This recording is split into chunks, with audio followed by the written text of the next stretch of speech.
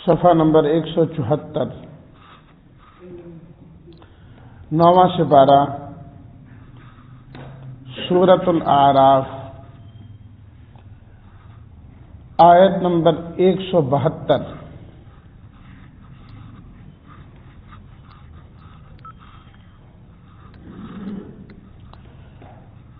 نحمده ونصلي ونسلم على رسوله الكريم، أما بعد فأعوذ بالله من الشيطان الرجيم، بسم الله الرحمن الرحيم۔ وَإِذْ أَخَذَ رَبُّكَ مِنْ بَنِي آدَمَ مِنْ ظُهُورِهِمْ ذُرِّيَّتَهُمْ وَأَشْهَدَهُمْ عَلَى أَنفُسِهِمْ أَلَسْتُ بِرَبِّكُمْ قَالُوا بَلَى شَهِدْنَا أَن تَقُولُوا يَوْمَ الْقِيَامَةِ إِنَّا كُنَّا عَنْ هَذَا غَافِلِينَ أَوْ تَقُولُوا إِنَّمَا أَشْرَكَ آبَاؤُنَا مِنْ قَبْلُ وَكُنَّا ذُرِّيَّةً مِنْ بَعْدِهِمْ أَفَتُهْلِكُنَا بِمَا فَعَلَ الْمُبْطِلُونَ وَكَذَلِكَ نُفَصِّلُ الْآيَاتِ وَلَعَلَّهُمْ يَرْجِعُونَ۔ صدق اللہ مولانا العظیم۔ اللہم صلی علی سیدنا و مولانا محمد وعلی آلہ واصحابہ وبارک وسلم۔ ترجمہ۔ اور یاد کرو جب آپ کے رب نے بنی آدم سے ان کی پیٹھوں سے ان کی اولاد کو نکال کر وعدہ لیا اور ان کو گواہ بنایا ان کے نفسوں پر کہ کیا میں تمہارا رب نہیں ہوں؟ انہوں نے کہا کیوں نہیں، ہم نے گواہی دی کہ آپ ہمارے رب ہیں۔ یہ وعدہ اس لیے لیا کہ تم قیامت کے دن یہ نہ کہنے لگو کہ بے شک ہم تو اس سے غافل تھے، یا تم کہو کہ شرک تو کیا ہمارے آباء و اجداد نے اس سے پہلے، اور ہم تو ان کی اولاد تھے اس کے بعد، کہ آپ ہمیں ہلاک کرتے ہیں اس کی وجہ سے جو باطل پرستوں نے کیا۔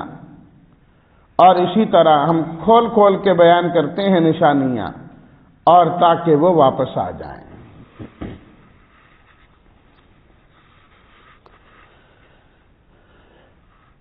عالم ارواح میں لیے گئے وعدے کا ذکر اس آیت میں کیا جا رہا ہے کہ اللہ تعالیٰ نے انسانوں کی پیدائش سے قبل ان تمام کو حضرت آدم علیہ الصلاۃ والتسلیمات کی پشت سے نکالا۔ روایات میں آتا ہے کہ اللہ تعالیٰ نے اپنا دست قدرت آدم علیہ الصلاۃ والتسلیمات کی پشت پر رکھا، اس سے آگے آنے والی جتنی نسل تھی اللہ نے سب کو پیدا کر دیا۔ پہلی مرتبہ جب دست قدرت رکھا تو کچھ لوگ پیدا ہوئے، فرمایا کہ جن کے نورانی چہرے تھے، اور آدم علیہ الصلاۃ والتسلیمات کی ایک جانب وہ آ گئے۔ فرمایا گیا کہ یہ سب لوگ جنت کے لیے ہیں، ان سب نے جنت میں جانا ہے۔ پھر اللہ تعالیٰ نے دست قدرت رکھا اور لوگوں کو پیدا کیا جن کے بارے میں فرمایا گیا کہ ان کے چہرے سیاہ تھے، وہ آدم علیہ الصلاۃ والتسلیمات کی دوسری جانب تھے۔ فرمایا کہ یہ لوگ ہیں جہنم میں جانے والے۔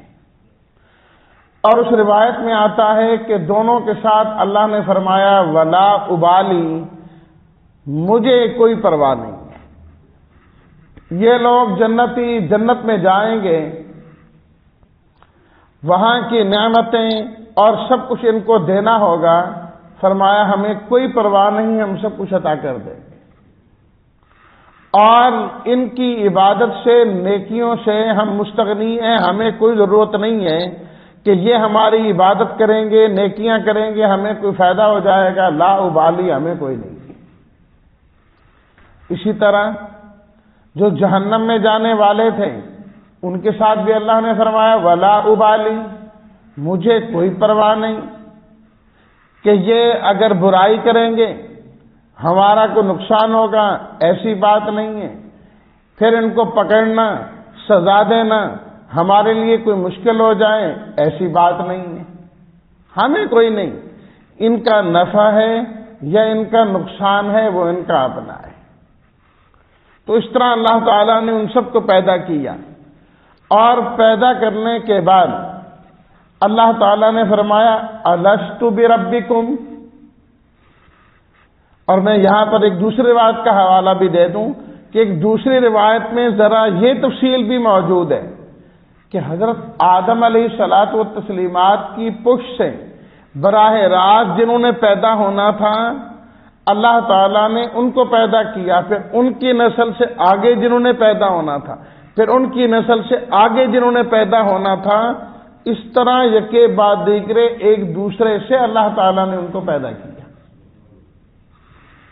اور حدیث میں ذرہ کا لفظ آتا ہے، ذر اصل میں کہا جاتا ہے وہ چھوٹی سی چیونٹی جو ہوتی ہے نا، چھوٹی چھوٹی بسوں کا نظر بھی نہیں آتی انسانی جسم پر،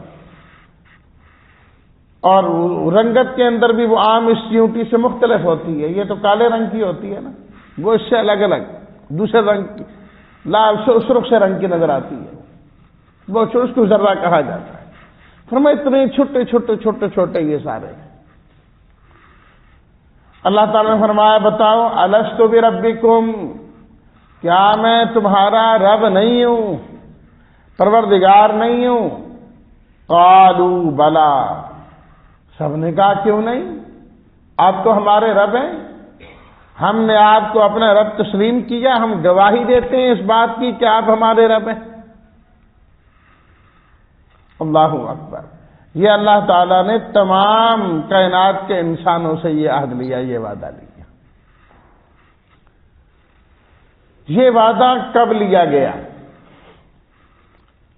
حضرت آدم علیہ الصلوۃ والتسلیمات کی پیدائش کے بعد، حضرت آدم کو تو اللہ تعالیٰ نے پیدا کیا، ان کی پیدائش کے بعد اور باقی انسانوں کی تخلیق سے پہلے اللہ تعالیٰ نے ان کی پشت سے ان کی ساری آنے والی نسل کو نکال کر ان سے وعدہ لیا ہے۔ یہ عہد کہاں لیا گیا، کس جگہ لیا گیا؟ محققین کا قول یہی ہے کہ یہ میدان عرفات میں لیا گیا، میدان عرفات میں اللہ تعالیٰ نے اس آنے والی ساری نسل کو وہاں چھوٹی چھوٹی چیونٹیوں کی شکل میں پیدا کیا، سارے انسانوں کو۔ جہاں حضرت آدم علیہ الصلوۃ والتسلیمات کی اپنی دعا قبول ہوئی، ربنا ظلمنا انفسنا وان لم تغفر لنا وترحمنا لنکونن من الخاسرین، جہاں حضرت ابراہیم علیہ الصلوۃ والتسلیمات نے بھی دعائیں مانگی، جہاں نبی کریم صلی اللہ علیہ وسلم نے بھی دعائیں مانگی، جہاں کے حج کے لیے پوری دنیا سے لاکھوں لوگ اور مسلمان وہاں پر جاتے ہیں، اللہ تعالیٰ سے معافیاں مانگتے ہیں، دعائیں مانگتے ہیں، یہی وہ میدان ہے جہاں پر اللہ تعالیٰ نے یہ عہد الست لیا تھا، یہ عہد لیا تھا وہاں پر۔ اللہ اکبر۔ اب یہ ہے کہ یہ وعدہ کیوں لیا گیا؟ اس لیے کہ وہ تو کسی کو یاد بھی نہیں ہے کہ کسی ایک کو معلوم ہو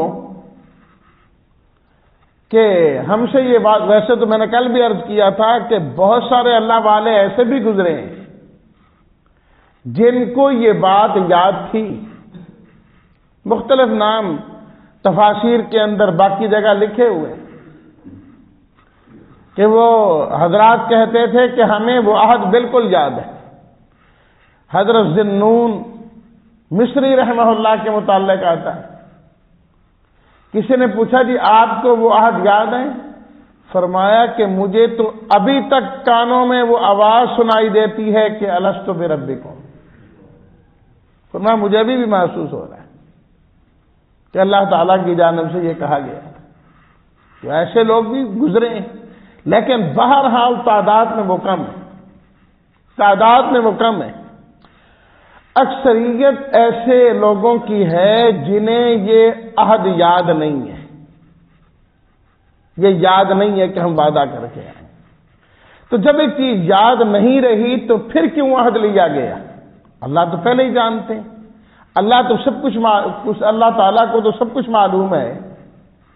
تو بات یہ ہے کہ انسان کو یاد رہے نہ رہے، لیکن اللہ نے اپنی معرفت کا بیج انسان کے اندر بو دیا کہ جب اس وقت یہ سب کچھ کیا گیا، اللہ نے اپنی معرفت انسان کے دل میں ڈال دی، اس کا اثر اس کے دل میں ڈال دیا۔ اس کو یاد ہو کہ نہ ہو، اس کا اثر ضرور ہوتا ہے۔ یہی بات ہے کہ جب کوئی حق چیز انسان کے سامنے آ جاتی ہے، اگر انسان کا دل کوئی بہت زیادہ زنگ آلود نہ ہونا تو اس کو پہچاننے میں اس کو وقت نہیں لگتا، مانتا ہے کہ بات سچی کر رہا ہے۔ ایک جھوٹے سے جھوٹا انسان ہو، غلط سے غلط انسان ہو، جب اس کے سامنے صداقت اور سچائی کی بات کی جائے نا کہ سچ یہ ہوتا ہے، سچ کا فائدہ یہ ہوتا ہے، اس کا دل بھی تسلیم کرتا ہے کہ بات یہ ٹھیک کر رہا ہے۔ اس کا ایک اپنا اثر ہوتا ہے، اثر ہوتا ہے۔ اس لیے بڑے بڑے کفار جب ان کے سامنے قرآن مجید کی تلاوت کی گئی تو وہ قرآن مجید کو سنتے تھے اور روتے تھے، روتے۔ آپ علیہ الصلوۃ والتسلیمات کا قرآن کیا آپ کے دشمن نہیں سنتے تھے؟ تاریخ میں لکھا ہے چھپ چھپ کے آپ کا قرآن سنتے تھے، وہ لوگ مقابلہ کرتے تھے، سب کچھ ہوتا تھا، لیکن اندھیرے میں بیٹھ کر آپ کا قرآن بھی سنتے تھے۔ کہا یہ کیوں کرتے ہو؟ کہا اس سے ایک تسکین ہوتی ہے، ایک ہمیں راحت محسوس ہوتی ہے اس سے۔ اور آج بھی آپ دیکھیں کہ جب قرآن مجید کی تلاوت کی جاتی ہے بڑے بڑے دل موم ہو جاتے ہیں۔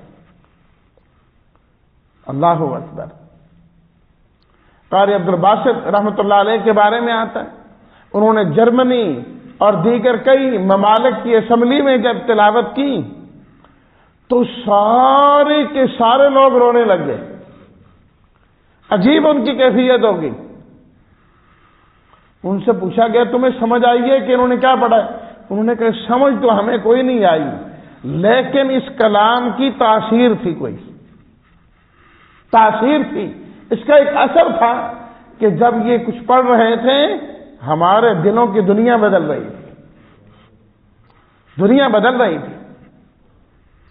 اس لیے تو فرمایا نا کہ قرآن مجید کی تلاوت کرتے رہا کرو، اس سے جو دل ہے نا، دلوں کا زنگ اترتا رہتا ہے، زنگ اس سے اترتا رہتا ہے، صاف ہوتا رہتا ہے۔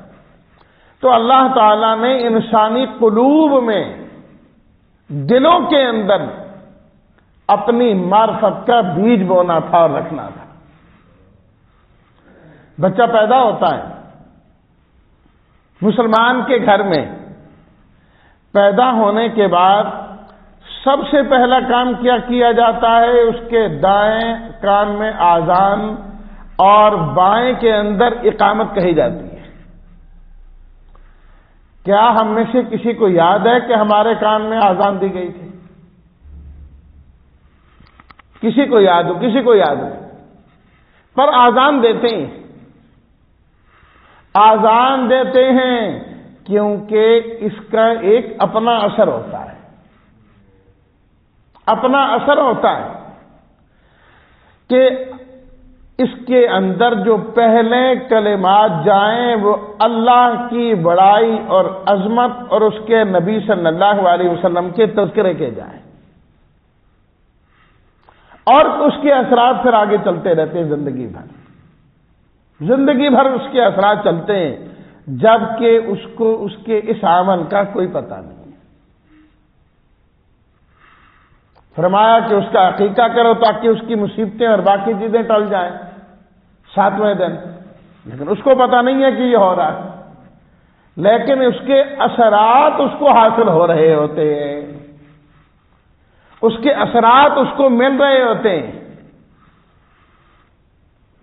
ماں سے کہا گیا صاف ستھری ہو کر بسم اللہ پڑھ کر دودھ پلائے، تو ماں جتنی اس وقت نیکیوں کا اور ان چیزوں کا خیال کرے گی، اولاد پر اس کے اثرات ایسے ہی ہوں گے، ایسے ہی ہوں گے.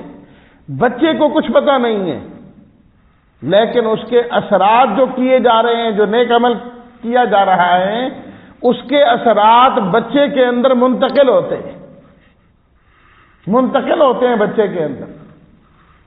کتنے بچے تاریخ میں ایسے گزرے کہ دودھ پیتے بچے تھے، چونکہ ماں ہر وقت قرآن پڑھتی رہتی تھی، دودھ پلاتے ہوئے یا آگے پیچھے. جب وہ بچے بولنے کے قابل ہوئے، وہ صورتیں اور وہ چیزیں جو ماں پڑھا کرتی تھی وہ بچوں کو خود بخود یاد تھے، خود بخود یاد تھے. ہمارے استاد ہیں، اللہ تعالیٰ ان کی زندگی میں برکت فرمائے، وہ فرماتے ہیں کہ میں بالکل چھوٹا تھا، ہماری والدہ فوت ہو گئی. فرماتے ہیں مجھے یاد نہیں اپنی والدہ کے بارے میں، لیکن ایک دن بات ہوئی قرآن مجید کے بارے میں. فرمایا مجھے نہیں پتا مجھے کس نے پڑھایا ہے، جب میں ہوش میں آیا تو مجھے قرآن مجید آتا تھا سارا. فرمایا مجھے اتنا پتا ہے. کہتے ہیں ابھی تک وہ کہتے ہیں مجھے یاد نہیں ہے کہ مجھے قرآن مجید ناظرہ شروع میں کس نے پڑھایا ہے. فرمایا مجھے نہیں یاد ابھی تک. میں جب ہوش میں آیا تو میں قرآن پڑھتا تھا اور مجھے آتا تھا. وہی والدہ بالکل چھوٹی عمر میں بچے کو ادھر پڑھا رہی ہیں، سکھا رہی ہیں. اللہ اکبر. تو ان چیزوں کے اثرات ہوتے ہیں، اثرات ہوتے ہیں. اس لیے تو فرمایا نا کہ نماز، تلاوت، یہ چیزیں اپنے گھر میں کیا کرو. اپنے گھروں کو قبرستان نہ بناؤ، گھر میں نیک عمل کرو، گھر میں نیک عمل کرو. اس چیز کو پسند فرمایا گیا ہے کہ فرض نماز مسجد میں ادا کی جائے، باجماعت ادا کی جائے.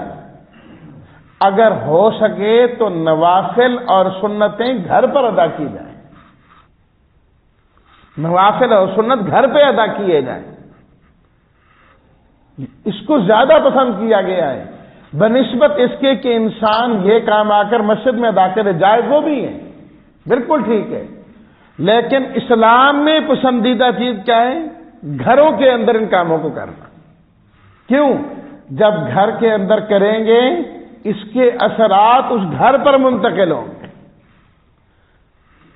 آپ گھر میں تہجد اٹھ کے پڑھیں، اللہ کو راضی کریں، قرآن کی تلاوت کریں، اللہ سے مانگیں، گڑ گڑائیں، رو رو کے مانگیں. دیکھیے اس کے اثرات آپ کی اولاد پہ پڑتے ہیں کہ نہیں پڑتے، چاہے وہ سوئے پڑے. ہر نیکی کا ایک اپنا اثر ہوتا ہے اور اس کا فائدہ دوسرے کو بھی ہوتا ہے، چاہے اس کو معلوم نہ ہو، چاہے اس کو معلوم نہ ہو پھر بھی فائدہ ہوتا ہے. اس لیے نیک لوگوں کی صحبت کو اختیار کرنے کا حکم دیا گیا ہے.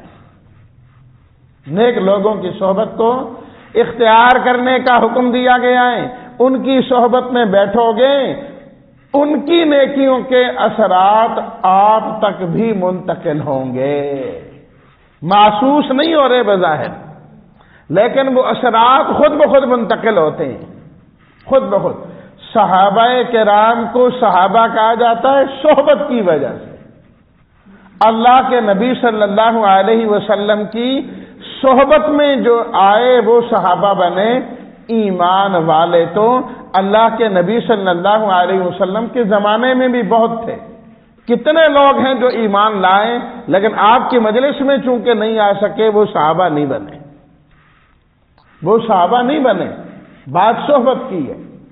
یہی بات ہے کہ ایک آدمی خود مطالعہ کرے دین کے متعلق، باقی چیزوں کے متعلق بڑی اس کو معلومات ہو جائیں گی، لیکن اس کے علم میں وہ اثر اور وہ برکت نہیں ہوگی جو وہ کسی صاحب علم سے پڑھے گا، اس کے علم میں برکت آئے گی۔ کیوں؟ جب یہ الفاظ اس سے پڑھ رہا ہوتا ہے، ان الفاظ کے ساتھ اس آدمی کی نیکی کے اور برکات کے اثرات اس تک منتقل ہوتے ہیں جو اس تک اس کے استاد کی وجہ سے، اس پر اس کے استاد کی وجہ سے کرتے کرتے کرتے اللہ کے نبی صلی اللہ علیہ وسلم کی جانب سے وہ منتقل ہوئے، وہ منتقل ہوتے چلے آتے۔ آپ علیہ الصلوۃ والتسلیمات نے صحابہ اکرام کو پڑھایا، صحابہ نے تابعین کو، تابعین نے تبع تابعین کو، یکے بعد دیگرے سلسلہ علم جڑتا چلا جائے، اس علم میں جو برکت ہوتی ہے خود پڑھے ہوئے میں وہ علم کی برکت نہیں ہوتی۔ یہی وجہ ہے کہ جنہوں نے خود علم حاصل کرنے کی کوشش کی، کوئی منکر حدیث بنا، کوئی منکر قرآن بنا، بڑے بڑے نام تھے اور ہیں اس دنیا کے اندر، اب بھی ہیں، واقعتاً ان کے پاس بڑا علم ہے، لیکن وہ علم کم اور گمراہی زیادہ پھیلا رہے ہیں۔ گمراہی ان کی وجہ سے زیادہ پھیل رہی ہے، کیوں؟ ان کے علم میں برکت نہیں ہے۔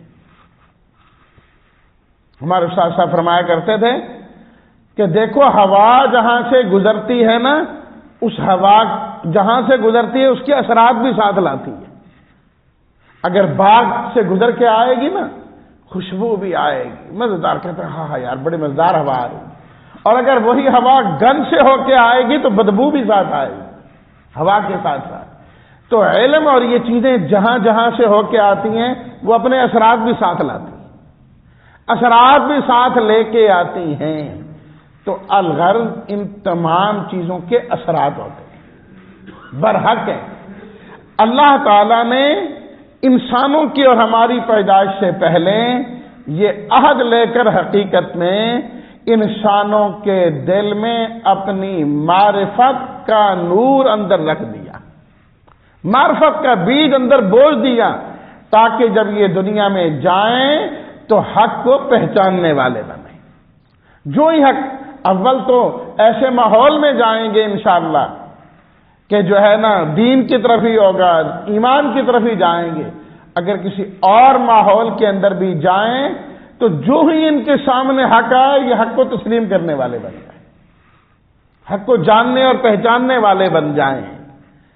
تو اس حکمت کی خاطر اللہ تعالیٰ نے انسانوں کی پیدائش سے قبل ہی یہ عالم ارواح میں ان سے یہ عہد لیا تھا، الست بربکم۔ اور پھر خود فرمایا اللہ تعالیٰ نے ان تقولوا یوم القیامت انا کنا عن ھذا غافلین، ہم نے یہ عہد پہلے ہی لے لیا، کہیں تم قیامت کے دن یہ نہ کہنے لگو ہمیں تو پتہ ہی کوئی نہیں تھا، ہم تو غافل تھے۔ فرمایا ہم نے عہد لے بھی لیا اور اب بتا بھی دیا، قرآن میں ذکر کر بھی دیا، تاکہ تمہاری غفلت کا بہانہ دن قیامت کے چل نہ سکے۔ نمبر 2، او تقولوا انما اشرک آباؤنا من قبل وکننا ذریۃ من بعدہم، کہیں تم قیامت کے دن یہ نہ کہنے لگو ہمارے باپ دادا مشرک تھے، ہمارے بڑے شرک کرنے والے تھے، کفر کرنے والے تھے، ہم ان کے گھروں میں پیدا ہو گئے، ہم تو ان کی اولاد تھے، ہم نے طور اطوار طریقے ذہن سب کچھ وہی لینا تھا جو ان کے پاس تھا، ادھر سے ادھر منتقل ہو گیا۔ فرمایا ان کا اثر تم قبول کرتے ہو، ہمارا رکھا ہوا اثر کیوں نہیں قبول کرتے؟ جو ہم نے تمہیں معرفت دی ہے اس کو لے کے آؤ نا، باپ دادا کی معرفت کو کیوں لیتے ہیں؟ حق کو لو، اسے لینے والے بنو۔ تو یہ نہ کہنا کہ ان باطل پرستوں کی وجہ سے ہمیں تباہ کیا جا رہا ہے، ہم نے تمہارے عذر ختم کر دیے۔ وَكَذَلِكَ نُفَسِّرُ الْآيَاتِ، فرمایا یہ آیات ہم نے کھول کھول کے بیان کی ہیں تمہارے لیے، حقائق کو کھول کھول کے بیان کیا ہے۔ وَلَعَلَّهُمْ يَرْجِعُونَ، تاکہ تم سمجھو اور واپس اللہ کی طرف آ جاؤ۔